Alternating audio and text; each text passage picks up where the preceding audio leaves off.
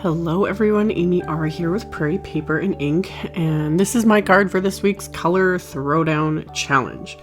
So I pulled out the Simon Says stamp Kaleidoscope Leaves background. I've been reaching for this stamp for weeks. And then something else, I end up making something else, and it's been in the back of my mind. So I made myself use it today because I've been wanting to. I love the style of it. It's so pretty. So I pulled it out and I'm using some Canson XL watercolor paper. And I used my anti-static powder tool on the watercolor paper first. And I just have the stamp face up on my work surface and I inked it up with Simon Says clear embossing ink. And then just pressed the watercolor paper into the stamp. Once I did that, I'm just using it over a coffee filter and coating it with Simon's gold embossing powder. So got that all coated with the embossing powder, and then I let my heat tool heat up for a little bit because melting embossing powder on watercolor cardstock, it takes a little bit longer to melt it. If you've ever worked with heat embossing, comparing watercolor paper to heat embossing on vellum, the difference is huge. So it takes a little bit longer, but once it's all melted, it's all gorgeous and shiny and fabulous. So got everything kind of somewhat cleaned up on my surface here so I could put my little Tonic craft mat down. This just kind of helps contain some of the mess I end up making. And then I'm doing my faux watercolor technique. I don't know, I didn't invent this. It's just what I've been kind of obsessed with lately, by just using 3 mini distress inks and just rubbing the ink pad directly onto the watercolor paper and then spraying it liberally with water. Now I talked about this in my last video about letting it air dry and not touching it, and now I'm going to break all those rules because so yeah, some days it's don't listen to anything I say, and other days it's do as I do. But yeah, this time I decided to sop up some of it with I'm just using some paper towel here to kind of sop up some of the ink. I wanted lighter areas and darker areas because this is an entire background, and the heat embossing has that raised image, so it keeps some of the color contained. I wanted to sop some of it up with that paper towel just to give it some lighter and darker areas. And then this time I did use my heat tool to speed up the drying process, because with this one I don't think it honestly matters, because you've got all that detail there of the embossed background. So that's what I did, and got it completely dry. And then I took a second piece of the watercolor paper. I want to die cut my sentiment for it. And as I was drawing the background, I was thinking how pretty the sentiment would look if it was purple and then fades to gold. So to achieve that, I'm just using another piece of the Canson XL watercolor paper, and then I'm sponging the purple distress ink. This is Dusty CONCORD distress ink just along the top. And then I have my little Prima metallic watercolors here, and I just kind of mix the 3 gold shades together. And I'm just using a wide flat brush to paint the bottom portion of this watercolor paper. So it's going to mix a little bit along the top with that purple distress ink, because distress ink is activated by water and all that, but it was fine. So I painted it down far enough so that I can die cut that entire sentiment, and I sped up the drying with my heat tool because I wanted to do 2 layers of the gold just to really deepen it. So after it was dry, I did a second layer of the gold here and let that fade just a little bit more towards the top where it meets with the purple. And again, sped up the drying with my heat tool because I ain't got time to let that sit and air dry.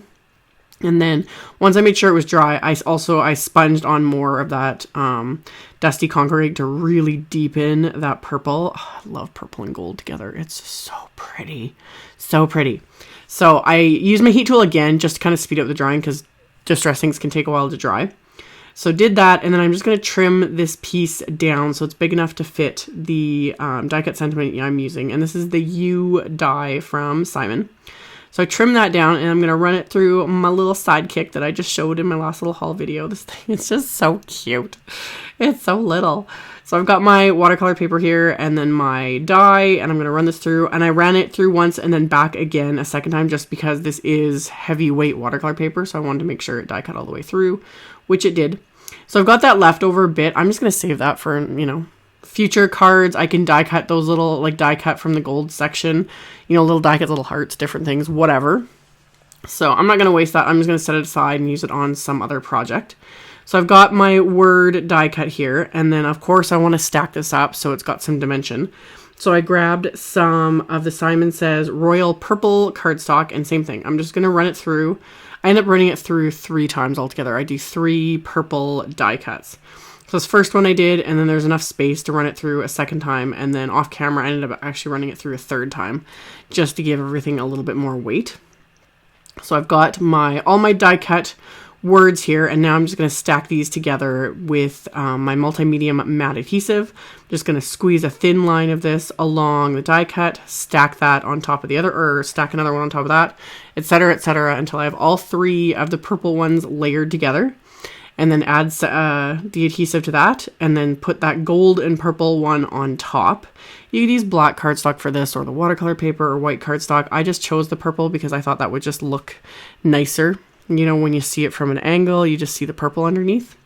So after I did that, I grabbed a scrap of Simon's cream off-white cardstock, used my anti-static powder tool, and then I'm just using a sentiment from the You Matter stamp set that says "Are the best." So I stamped that with the clear embossing ink, and then use that same gold embossing powder. I'm going to melt that with my heat tool. And then I'm going to trim that down with my little Tim Holtz guillotine trimmer. So get that lined up in my trimmer. And then after I've got it trimmed out, I'm going to trim off either end while I'm at it, since I've got it just sitting right in front of me. So I'm going to trim off each little end.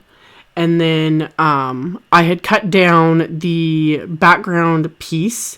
And then I'd found some olive cardstock in my stash that happened to go really well with that green.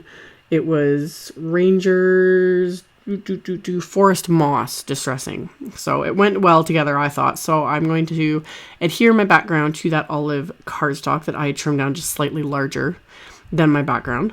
And then I can adhere the die cut sentiment again with multi-medium matte adhesive, because if this oozes out at all, you're not really going to see it at all. You know, it's not going to have a glossy effect, anything like that. So I'm going to press that into place and then just set one of my acrylic blocks on top of it, just to let that really adhere well to my background. And then my little tiny strip of a sentiment, I'm going to adhere with one of my Doris adhesive strips, which FYI, I've been getting notifications. These are coming back in stock. They were sold out everywhere for weeks, months. I forget how long. But I've been getting notifications. I think places are finally able to restock these. So run and get them while you can if they're not already sold out. I didn't check before I filmed this, but they're getting restocked anyway. So I've got my card front all assembled, set that aside. For the inside of my card, I'm using the cream off-white cardstock as my card base. It's 4 1/4 by 5 1/2 standard A2 size card. And I've put it in my mini MISTI because I decided I wanted to ink up the large U sentiment from that You Matter set. And I wanted to use all 3 distressings. Now, distressings aren't really meant for stamping. They're better for the watercolor techniques and sponging and all those sorts of things. Stamping, not the greatest, because they're just not meant for that. That's not the type of ink they are. But I've made them work quite a few times. So that's also why I chose my MISTI, because more often than not, I have to double, sometimes triple stamp things to get the color more saturated and like evened out. But for this, I'm using the same distress inks, but I'm using a microfiber cloth, so I can use all 3 colors. So I started with the rusty hinge along the top. So I'm just inking up the color and then using my little microfiber cloth to dab along the edge of where I've placed the ink, just to make it fade a little bit smoother so you don't have any like straight lines right across the color. So I did the rusty hinge on the top, and then it goes to Forest Moss, and then I use dusty Concord on the bottom. And again, just inking it up, dabbing it lightly with the microfiber cloth, and then closing the lid of my MISTI, and then I've got that stamped.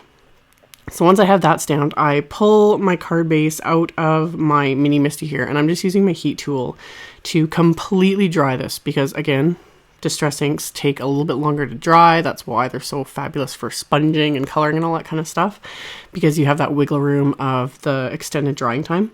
But I wanted to make sure this was completely dry. So I dried it with my heat tool, then I used my anti-static powder tool liberally all over this. And before I do anything, I'm going to pour my embossing powder right over this to make sure that it's dry, and it was. So now I can put this back in my mini MISTI, use the anti-static powder tool again. After you go to all this work of, you know, stamping this multiple times, all these colors, it's like you want to make sure this works so you don't have to redo it. And then I lined up the sentiment I wanted to use on the inside of the card, shut the lid of my MISTI, and then I'm inking this up with the clear embossing ink. And then this is what's going to get coated in that gold embossing powder. Tap off the excess, and then I can melt that with my heat tool. So once that's completely melted, I can get everything out of my way again, and I'm going to adhere my card front to the card base with my ATG adhesive, just adhering it flat to the card. And then for my little embellishments, I'm using the Studio Caudia iridescent heart crystals. I showed these in a haul video. They are gorgeous. They're kind of hard to see on camera, but they're so pretty. So I had to use a couple of those. And then to kind of complement them, I have some vintage fusion sequins also from Studio Caudia. They're kind of almost like a cream color, but clear, see-through, but they have that ivory tinge to them, I guess, which I thought would just go nicer with these colors and the card base. So once I was got everything kind of in place, I'm going to use my multi-medium matte adhesive and my little jewel picker from Marvy to pick those up and adhere them into place, and that finishes off my card. So as always, there will be a link below the video to my blog post with links to all the supplies used, the pictures, etc. All of that will be on my blog, which is linked directly below the video. So check that out below if you're interested. Thank you all so much for watching and subscribing and thumbs upping and commenting on my videos, and I will see you all very soon in the next one. Bye!